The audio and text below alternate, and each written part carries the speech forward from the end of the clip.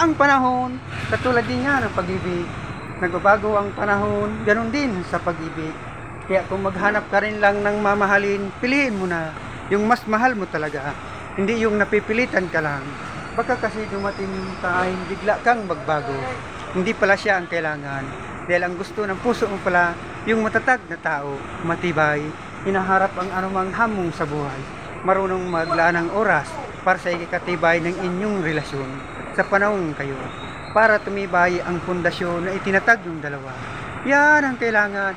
Huwag mong sabihin wala ka. Responsibilidad mong pangalaga na naging kayong dalawa. Tama ba ko? Tama di ba?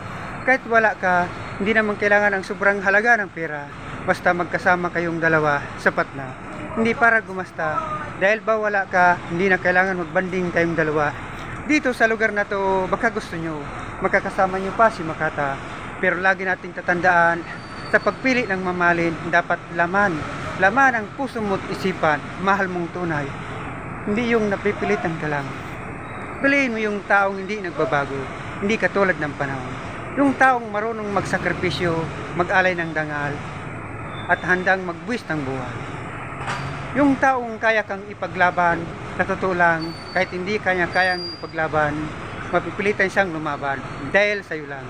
Ganyan ang tunay na pag-ibig, mamahalin kang tunay. Pero lagi nating tatandaan, isa puso, isa't isip, huwag ang bawal nang hindi ka iwan. Nang mawalang mawasak yung dangal, nang hindi masira, mawasak ang yung dangal.